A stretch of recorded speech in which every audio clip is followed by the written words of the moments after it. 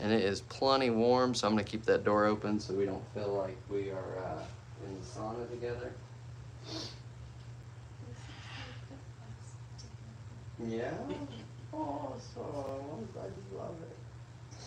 They love to cuddle. Let me get you a tissue. Okay. You're alright.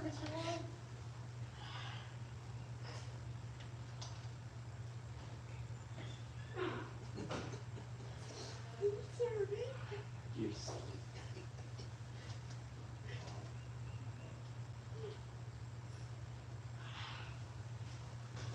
Can't see it. He's got his mouth buried in there.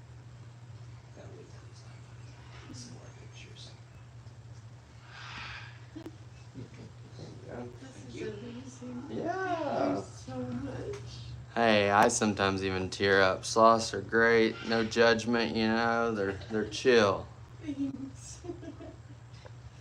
I think more people could be like sloths and the world would probably be a better place. They sure would. We went to one up near up where we live in Pennsylvania, and it's a fundraiser dinner type thing that, you know, they bring the sloth out and Right. you can see it Mhm. float like we're this close, but Right. no touching the sloth. No. Which I get. So a reason a lot of people try to stay away from holding sloths. So Costa Rica, they say that it's illegal to hold any sloth. Okay. And the reason they say that is you have a lot of people that are economically depressed or live in the area, and then they see all these cruise ships coming in. Mhm. They go and they grab a sloth out of the wild. I'll get rid of it a little bit more. They go grab a sloth out of the wild. They dip it in bleach to kill the bugs. Oh no. Yep. And then they let a bunch of people hold it. And sometimes they even pull their teeth because wild sloths don't want to be held. And that means the sloth only lives for about a month. Oh no, that's terrible. Yeah.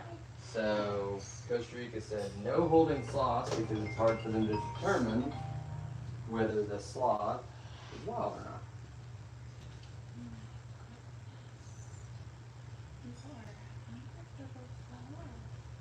Our sloths also don't do encounters all day. A lot of people ask, like, how can you tell if it's going well for the sloth? If you'd see that the sloth every 15 minutes is like going and being passed around 20 people or something, that's too much for any kind of animal, even humans, right? Right. It's like, I don't think even stand-up comedians do that kind of work. You know, they gotta have a break. Yeah. But our sloths do love to cuddle, especially Dash. Once he finishes eating, he's probably just gonna be like Velcro on you and just gonna go to sleep. Zoe's a little bit more active. And then Flash, who is right behind this door, he doesn't get held. He came to us from another facility in Ohio, and he was always just behind a window, and he was never even really interacted with. So once he came here, it took a couple years of just feeding him every morning at 10 a.m. And now, probably even if I open that door, he might even just come back out and be like, hey, how's it going? You got any more snacks? Check it out, and then goes back in. So we try to make it work out well for the animals and the humans.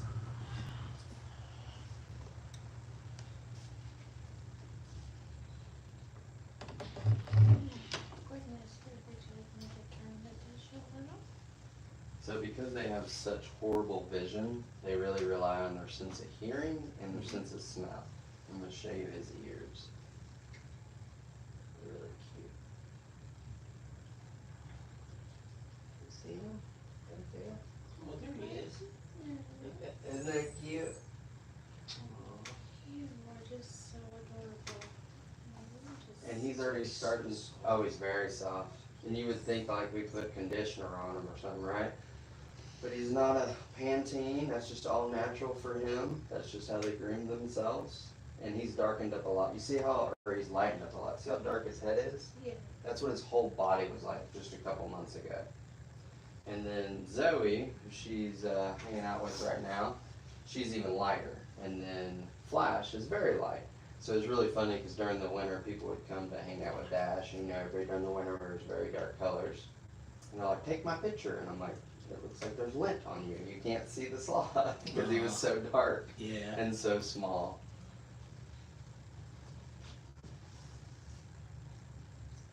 Do you have a full belly now?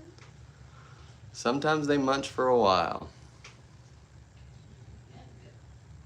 And so he's eating rice and carrots? So there's actually sweet potato that's been shredded up. Oh, okay. Yep.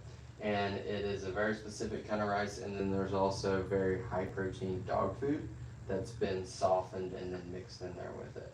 And the reason that we feed them that is both of these sloths came to us from a vet and a sloth expert who's been raising sloths for over 30 years. So these sloths are about 14 to 15 generations removed from the jungle. So like we're probably more closer related to like the Revolutionary War than these sloths are to the jungle. Okay. So a lot of people are like, oh, they want to be in the jungle, and I'm like, yeah, maybe, but they like living really long. A lifespan for a wild sloth is only 20 to 30 years, but the two oldest living sloths on record were Jan and Paula in Germany, and they were 52 and 54. Wow. Yeah. We'll put this away. Well, See they if have it no relates. predator and they get guaranteed food, Exactly. health care. Exactly.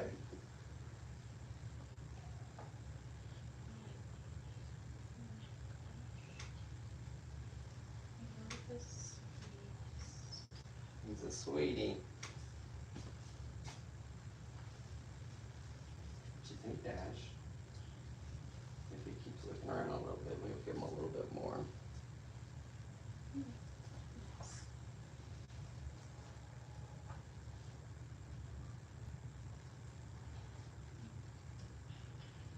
How'd you guys find out about us? I searched. Where can I go to the sloth? Yeah. And I came across the farm thing, and I'm like, there's all kinds of things there. Uh-huh. So I wanna go so bad. And we were gonna do it, and then, I was fearful of flying, Mm-hmm. so I said no. And I was coming down to see my aunt, and I was gonna drive, she lives in South Carolina. Mm-hmm. And he goes, it's only a couple hours from Yeah. here. Yeah. I said, Spartanburg. So Oh, let's yeah. go. That's a good drive too. 4 hours Did you guys come through like Atlanta or through the mountains? through the mountains. Yes. 74. Mm, Yes. 64 's So brilliant pretty. choice. Beautiful. Little windy, but 60, yeah, 60. well, it's both. Both, yeah. Yeah. That's right, yeah. Mhm. We went down along some of the ocean, the river Oh yeah. things. By the Nantahala, by the Ocoee. Yeah. Mhm. I love going that way. Yeah, it wasn't a bad drive. Mm-hmm. A great place to stop it on the way back. Are you going back that way or straight back to PA? Well, we're gonna go down to, Chattanooga tomorrow Mhm. and go on a train ride there. Oh, yeah. See the railroad, I'm in the railroads, so we're going to the Railroad Museum in the morning and then dinner train at night. I love any of the train rides down there. I did the one up here that starts in Etowah and goes up and twists around the mountain, and then a couple of them down in Chattanooga. I think they're awesome. You're not using Zoe, are you? I'm not. Fallon's in there, I was gonna snatch her. Oh, feeding her. I guess. Okay. I'm gonna That's- snatch her after yeah. She never ate this morning, so. That's okay. She's all right. I'm gonna snatch her. Yeah, so we're gonna do that and we'll go straight up from there. Yeah. A little shorter than coming back through. I had an in-person meeting in Carlisle, PA, Okay. Uh-huh. That's not far from where we live. and they were like, "Oh, you're gonna." Okay. Oh, stays in here. We'll wait until they're done. That armadillo that's like. It's all right if you Little don't doggy. Who's the other one? And Zoe, her birthday was December 16th, Okay. and she loves to eat. She is not shy. Like, he'll munch a little bit. Flash is really picky, but Zoe probably already weighs as much as Flash, which is about 13 to 14 pounds, and she's only 16 months old. But she's so great. I feed her every morning and hang out with her. It's pretty awesome. What an awesome job. Yeah, I brought my little girl because it's obviously summer break and she's 8, and so I let her like do a little bit of presenting. 'Cause I feel like Is that the little girl running around or? the little blonde girl. Yeah. Yeah, that's Saw my her daughter. yesterday. Oh yeah. She likes to try to help out. I feel like if you can have the ability to speak publicly, that's probably harder learn than adding. Yeah. Yeah, Carlisle, PA's. When I went up there, I went and paddled some of like, is it the where the Potomac up further, and there's like all the viaducts and stuff. Mm-hmm. It was so pretty. And then up there by Maryland, Susquehanna? yeah, all that area, Susquehanna's up like there. Yeah. so pretty. We just live about 45 minutes east of there, in like near Kutztown, Mhm. over that way. Fleetwood, Kutztown. There's some great whitewater rafting up in the Poconos area. Mm-hmm. Yeah, I can't remember how much I did in like Pennsylvania area, but one year we went all the way up to New York and did like the Osawagachi and the Moose and the Black. Oh, okay. Yeah, and it's funny, you know, people talk about it's country down here, and I'm like, upstate New York is Country too. it is more country than down here sometimes. You get out there, you're like, is this Tennessee or Georgia? It's beautiful. Yeah. Falling asleep. Yeah, he's taking a little nap on you. He likes you. Do you want me to get any pictures for y'all? Oh, I got some. of her. Okay, cool. That's fine. If you want to get any together, I'm more than happy to take them. You don't need me in the picture. You want me in the picture? I want one of us together, and then that way I can Okay. get it made. Okay. Cause I'm gonna make a book, and I'll get one made and frame it and put it in my desk. Oh boy. There we go. Lean in close. Hey, Dash. Let's look at here, bud. Hey, Dash. Look. Right here, bud. Look right here. Dash. There we go. Oh, yeah. There we go. You guys are perfect. Don't move an inch.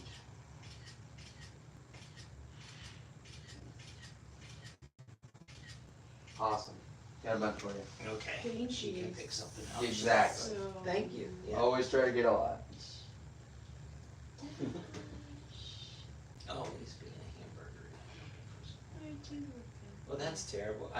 When we were looking at some of that stuff, I saw a thing that it's illegal to hold a Correct. sloth in Costa Rica, Mm-hmm. but it didn't expand on that.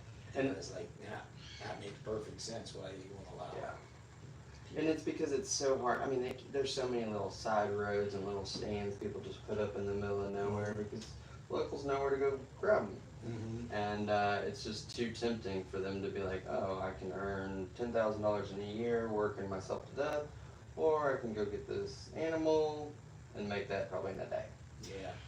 Because they have the huge cruise ships come off and they're just like, oh, You can hold this sloth for 5 minutes for $100. yeah.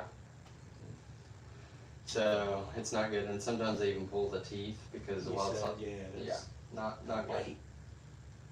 Got one that up at the Lehigh Zoo was really wild. I'll see if I can. Flying around and stuff. It was neat. Let's see if we can find that picture of their skull because it's kind of cool. It shows you how massive their teeth are. If you looked at the skeletal system of a sloth, you would think it's like the most fearsome predator you've ever seen.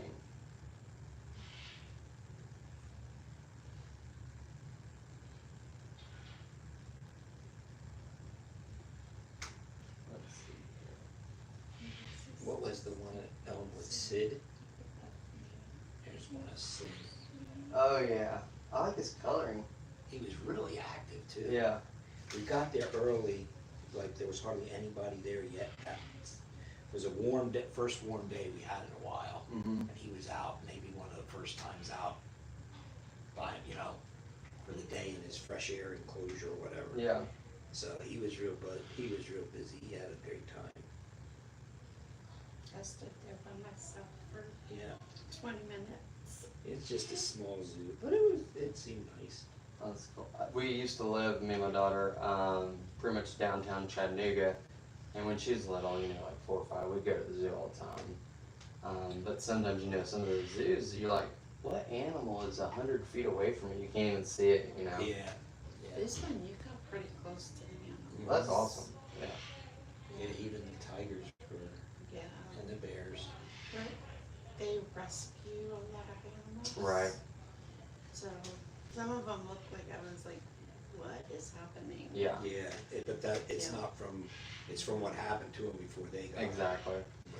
And a lot I of didn't know that though. yeah, and a lot of people ask why we don't have so many rescues. It's because our guests are handling them. So that's like a big difference. It's like, oh, do you want to rescue the abused animal that's left in the dumpster and all this stuff? Sure. But then you're not going to take that same animal and sit it on the lap of a 5-year-old. No. Very you don't different know. scenario. Yeah, it was, Oh yeah, that's pretty cool. and then they had a white one too. Oh yeah, Yeah. that's awesome. And it was pretty neat. And then here's one, I just got a close up of Oh yeah. the, he got some big Oh yeah, they get huge. balls there. Did you want to turn to hold them, or is No, it? that's okay. She looked at you like not even a chance. Don't even try it. You're the sloth enabler. Yeah. There's always got to be one though. Yeah, he loves it.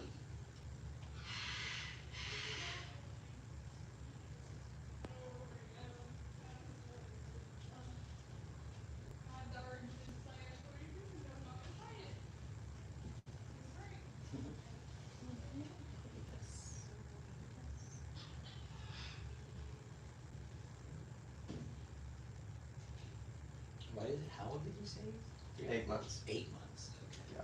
Coming up on it.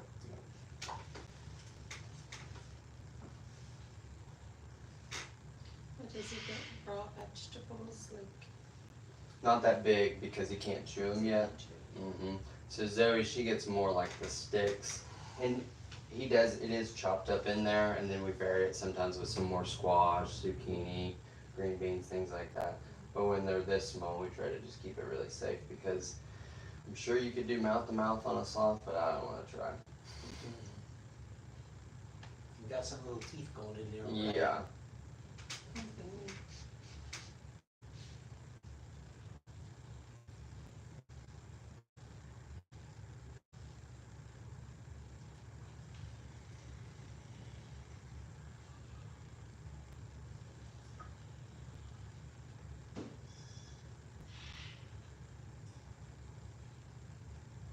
Do you guys have any other encounters today? No, we did the whole She's flip back. thing yesterday. Awesome. She's like, I smell all those carrots out there. Did she go out to see the She children? did. What are you doing, Dash? Oh, who's that? He's like, I hear or smell something. That's exactly what he's thinking. I smell another sloth. You saw another sloth. Hey, little Yeah. dashers. Here's Tatum. Hey, little dashers. Hey, if Emmy's, whatever, if you need to tell her to move or get away from anything, feel free. Oh, you're good. I just treat her like my own. Okay. I can see that she's like just kind of hanging out with my daughter out there, so that's the Oh. reason I was like, She was busy yesterday. I saw her this morning hauling buckets. I know, she's a good worker. She's very well behaved. Yeah, we were just sitting down there watching them this morning, putting food out for the animals. Mhm. This has been like an amazing adventure. Awesome. I love animals. Yeah. So like, I would have 15. He's like, no, one cat's enough. Yeah. But I totally would take in rescues and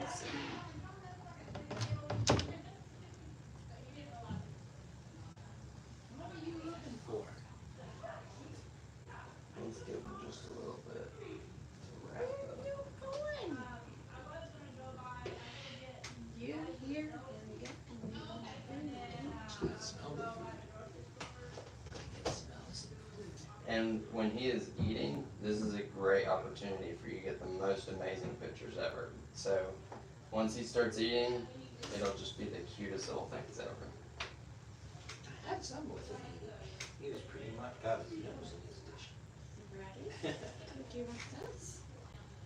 What did I put on those?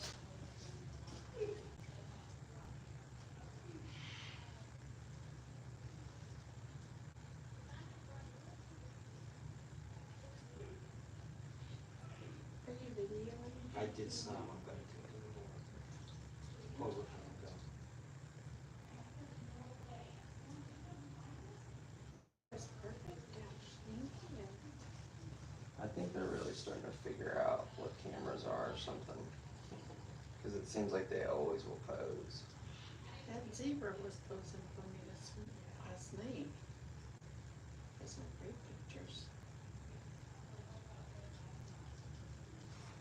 The one zebra keeps kicking me every one time.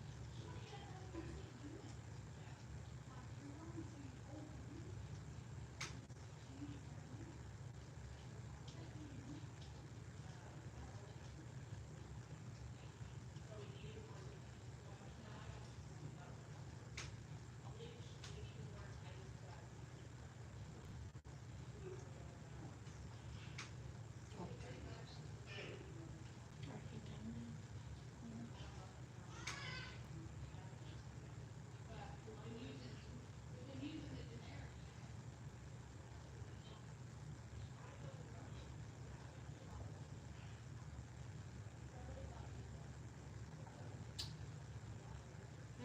My goodness. I wish I could get it in the morning.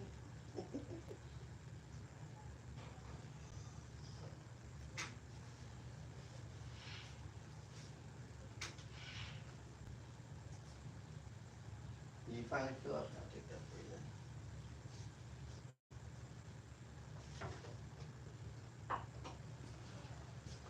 then. Is this the only sloth encounter you guys have done? Okay, cool.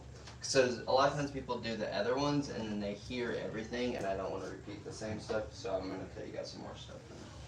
So they actually have 46 ribs, 2 sets of 23.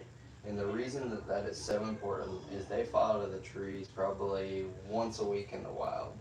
And they fall out for a couple different reasons. One, they're always trying to get the freshest leaves. We're at the end of the branches. So they're crawling out, and that's where they get small, right? They pull, and then they break. Or they're on a branch, which will hold them fine because they're only like 15 pounds or so. But then let's say a big cat, like a jaguar or something, lands on the branch trying to get them, then they both go crashing to the ground. The reason that the sloth will pretty much always survive a 100-foot fall is their internal organs are attached to each other and to their ribs with connective tissue. So it's like everything is seat belted in, like it won't move, right? So you know when we get in a car wreck, it's that secondary trauma of all our organs that really hurts us. They don't get that because everything is just meant to stay where it is.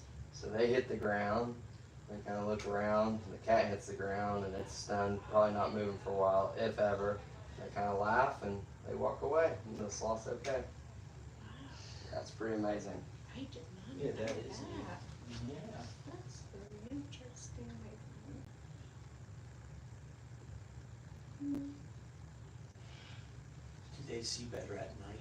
Are they more nocturnal or not really? It's, their vision's so bad that it's like any benefit that they do get at night isn't that great because they have monorod chromacy, so they only see in black and white. Okay. And then they only see in a very narrow field. I'm sorry, did you have a question? No. Okay. So if you wanted to understand like how narrow their field is, like if you put up both hands over your eyes like that, that's how narrow it is. And then you know sometimes you see cameras that are looking at night and everything's kind of shaded and black and white. That's what they're saying. Okay. So a lot of times when they close their eyes, if they're resting, sure, but a lot of times it's because they're like, these barely work. We're going to use our ears and our sense of smell because we kind of trust the area. In the wild, they're going to have between 100 to 200 bugs and insects living all over them, including algae and bacteria. And the reason that happens is when they come down to use the bathroom, the sloth moth gets up onto them. Okay? So they come all the way down the tree and they hold on the tree and they do really like a potty dance. And their butt's right on the ground. That's when the sloth moth crawls up onto them and lives in their fur. Then when they're up in the trees and they're grooming themselves, they get the bacteria on their claws, the bacteria, the algae, and then they ingest that. That's how they process their food, is through a bacterial process. We process our food through an enzymatic process. So if they get way too cold or way too hot, they could die with a full stomach of food, but no way to process it. So it's like super important that you monitor their diet and basically their excrement or their bathroom movements, because you have to constantly be like, hey, is our diet good? Is our bacteria count good? So we consider ourselves poopologists. So they're still they still get the bacteria type thing going From their mom. Oh, okay. Yep. And so if it ever gets out of whack, we try to decrease with fruit, which has fructose, which increases the bacterial growth. Okay. If that still doesn't work, you go to a probiotic, kind of just like what you get GNC basically, right? If that doesn't work, then you go to kind of a live culture. If that doesn't work, then you do a fecal transfer, which is exactly what it sounds like. But it's great because we have 3 sloths. Right. So Right. it's better. So if you just have one, you'll be like, what do we do? Do they ever get to interact with each other? So the first couple times that Zoe was down here, we didn't realize how interested Flash would be. And we had the door open, and Flash goes right in, but he's not interested in her. He just wants to look and see what the new thing is. She's like, because I think she's a baby, she's just like, hey, what are you doing? What are you doing? He's like, can you please leave me alone? I just want to see what it's like in here, you know? Yeah.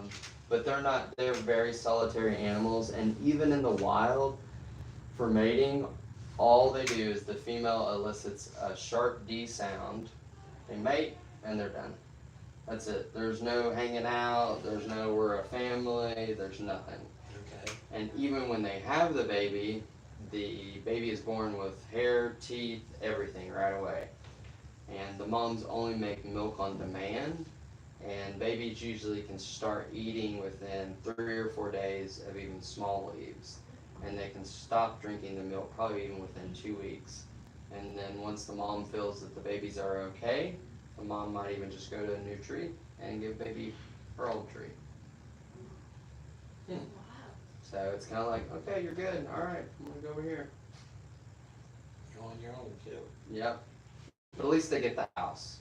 That's Yeah. what I'm like. They got the house and the septic. Like, that's how I think about it, because they know that kind of like the sloth moth is already down there at the bottom of the tree. That's where it started. The bacteria is going, and I think that's the way. You know, they're like, hey, this is good. It's set up. Now I'm gonna go restart my own. Yeah. And it's almost always that they only have one offspring, and if they do have 2, they usually kind of choose one. Yeah. Yeah. And they give birth in the trees, comes out, dangles from the back umbilical cord, scoop it up, hold on, bite it, and that's it. Very self-sufficient.